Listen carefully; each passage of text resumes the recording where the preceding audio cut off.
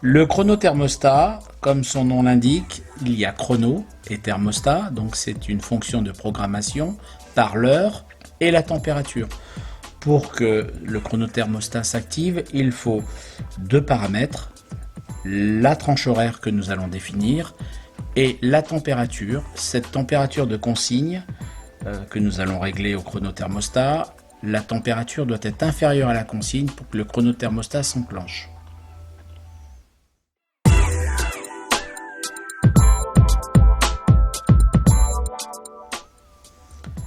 Je vais vous montrer maintenant comment on rentre dans le menu chronothermostat.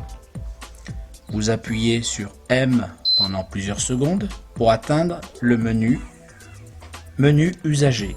Quand vous êtes au menu usager, vous vous déplacez avec le plus de la flamme pour obtenir chronothermostat. Une fois que vous êtes dans le menu chronothermostat, vous validez par la touche M et on obtient le premier réglage.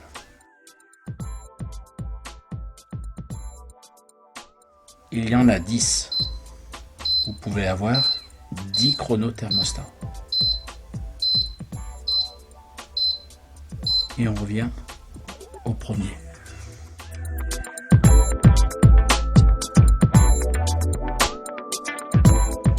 Pour rentrer dans la programmation, nous validons par la touche M. Vous avez l'heure de départ qui clignote. Vous réglez avec les touches plus ou moins du ventilateur. Par exemple, 8 heures. Nous validons par M. Nous réglons les minutes de départ. Par exemple, 15 minutes.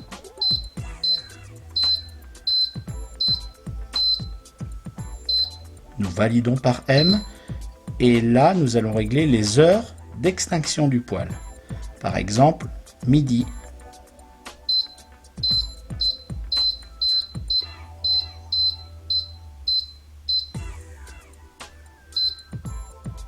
Midi 15. On règle les minutes.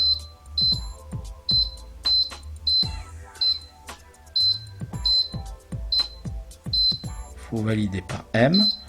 Ensuite, nous avons le départ du chronothermostat. Après l'heure, nous devons régler le jour.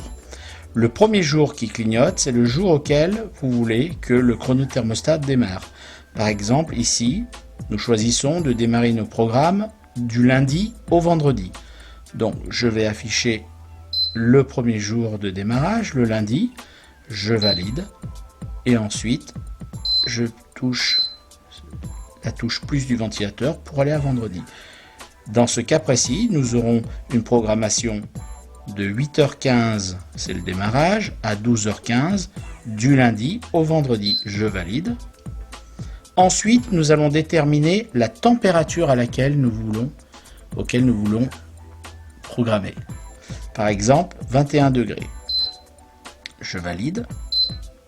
Si je laisse sur la fonction OFF, c'est un programme qui ne sera pas activé.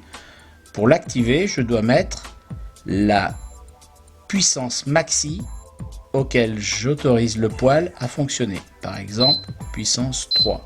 J'affiche la puissance 3 et je valide toujours avec la touche M. Avec la touche plus du ventilateur, je passe au programme numéro 2. Programme numéro 2, je valide avec la touche M pour entrer dans le programme.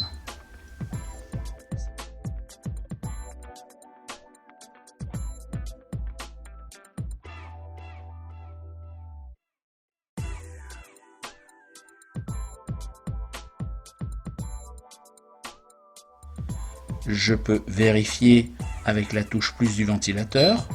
Je n'ai rien sur le programme 3. Sur le moins, je reviens au programme 2 et au programme 1. Donc là, j'ai fait mes plages de programmation de 8h15 à 12h15, du lundi au vendredi, 21 degrés, et je lui autorise à fonctionner au maximum à 3 de sa puissance.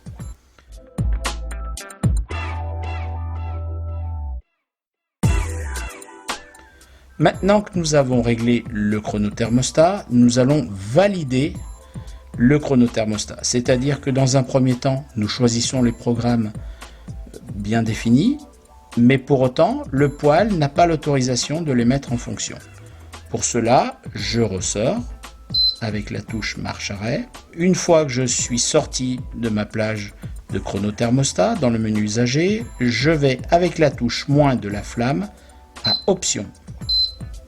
Options, je valide toujours avec la touche M pour entrer dans le programme Options.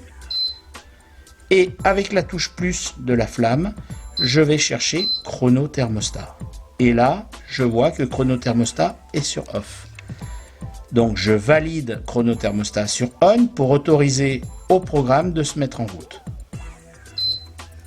J'appuie sur la touche plus du ventilateur, j'ai validé le chronothermostat en On et je le valide. Maintenant, j'appuie 2 fois sur la touche marche-arrêt pour revenir sur mon menu initial. Et là, vous observerez qu'à côté de l'heure, une cloche apparaît. Cette cloche vous indique que vous avez bien donné l'autorisation de démarrer les 2 programmes en chronothermostat que vous avez réglés.